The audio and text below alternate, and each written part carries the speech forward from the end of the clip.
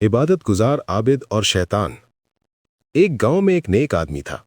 वो अल्लाह ताला की बहुत इबादत करता था और कुफ्र और शिर्क को नापसंद करता था। उस गांव में एक दरख्त था।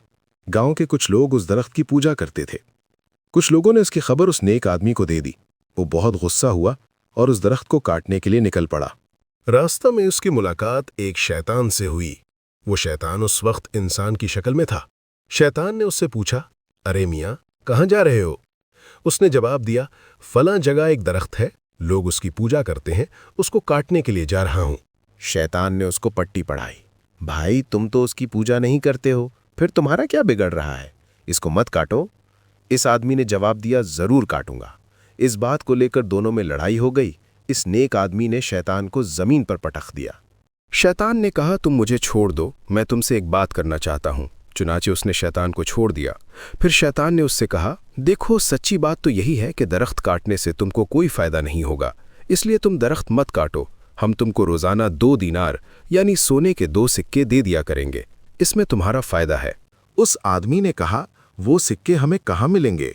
शैतान ने कहा, जब सुबह को सोकर उठोगे तो अपने तकिए के नीचे से ले लेना। उस पर वो आदमी राजी हो गया और वहीं से वापस हो गया। जब सुबह हुई तो सचमुच उसको तकिए के नीचे से 2 दीनार यानी सोने के 2 सिक्के मिले। वो बहुत खुश हुआ, लेकिन अगली सुबह उसको तकिए के नीचे कुछ नहीं मिला। फिर उसको गुस्सा आ गया और दरख्त को काटने के लिए निकल पड़ा। रास्ते में इसी शैतान से दोबारा उसकी मुलाकात हुई। उसने पूछा, अरे मियाँ, कहाँ का इरादा है? उसने कहा, उसी दरख्त को काटने के लिए जा रहा हूं।